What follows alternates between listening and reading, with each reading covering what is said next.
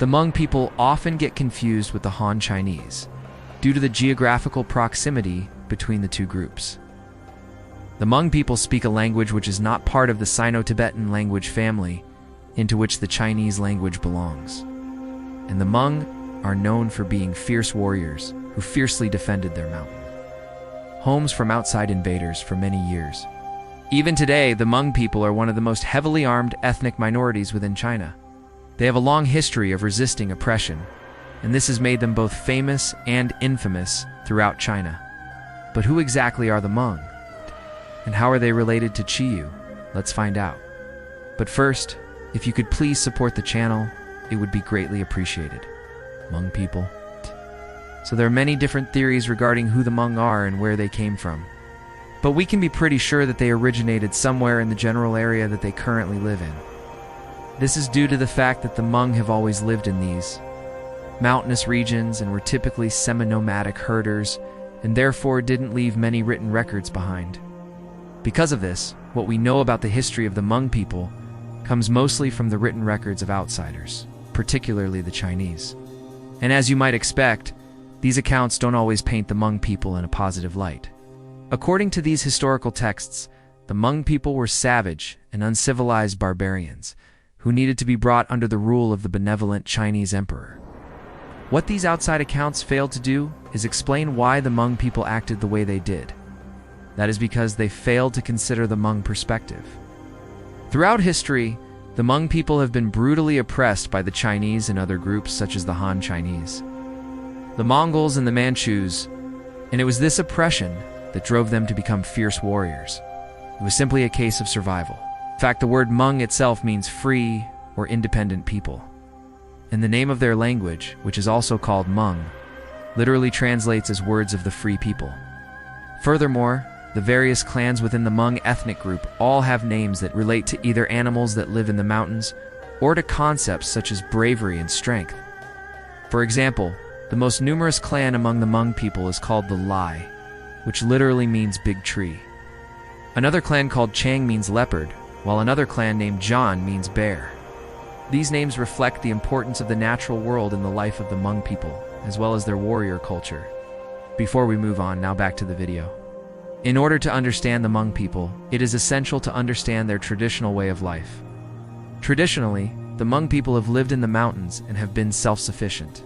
They grow rice and maize, raise cattle, pigs, and chickens, and have an intimate knowledge of the medicinal qualities of plants and herbs.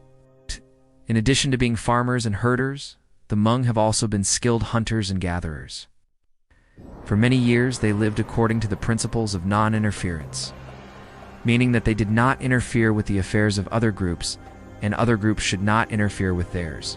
This attitude of non-interference may seem passive, but it was actually a form of resistance against the more powerful groups surrounding them. And it worked for a very long time. However, starting in the 18th century, the Hmong people began to come into greater contact with the outside world as the Chinese. The Mongols and later the Manchus expanded their empires. This increased contact led to more oppression of the Hmong people, and this eventually caused the Hmong to abandon their traditional way of life. One example of the brutal oppression of the Hmong people can be seen in the war between the Hmong and the Red Turban Army in the mid-19th century. The Hmong people had long been in conflict with the Red Turban Army, a Chinese rebel group, over land and resources. The conflict eventually came to a head in 1856, when the Red Turban Army attacked a Hmong village. The Hmong fought back, but they were ultimately defeated and forced to flee into the mountains. This was a turning point in Hmong history. The defeat at the hands of the Red Turban Army led to the Hmong people abandoning their traditional way of life and becoming more militant. The Hmong began to live in fortified villages and to train young men to become soldiers. The goal was to create an elite fighting force that would be able to defend the Hmong people from outside threats. This army of elite Hmong fighters would become known as the Hmong Kingdom. The Hmong Kingdom lasted for several decades, and during this time the Hmong people were able to repel attacks from the Chinese, the Mongols, and the Japanese. However, the kingdom would eventually collapse in the early 20th century as the Chinese government began to exert greater control over the region. Nevertheless, the legacy of the Hmong Kingdom lives on in the Hmong people's fierce independence and their reputation as formidable fighters. Now let's take a look at some of the more famous Hmong people. One of the most famous Hmong people is General Vang Pao, who was the leader of the Hmong kingdom. Under his leadership, the Hmong people were able to resist the armies of the Chinese, Mongol, and Japanese for many years. Another famous Hmong person is Dr. Jane Yang, who is a human rights activist and the founder of the Hmong-American Partnership. She has worked tirelessly to improve the lives of Hmong people both in the United States and in China. Now let's move on to Chi You. As mentioned earlier, the Hmong people have a long history of resisting oppression, and one of the groups they have resisted is the Chi You, the Qiang. People are an ethnic minority in China who were traditionally farmers and herders. They lived in the mountains of what is now southwestern China and northern Vietnam, and spoke a language which is part of the Tangtong language family. Similar to the Hmong, the Qiang people were also fierce warriors, and they often found themselves at war with the Hmong. The earliest written records that mention the Chi You date back to the 3rd century BC during the Han Dynasty. According to these records, the Chi You lived beyond the western reaches of the empire and were known for their skill in archery and horsemanship. The Qiang were often employed by the Chinese as mercenaries, and they played a key role in many of the military campaigns of the Han Dynasty.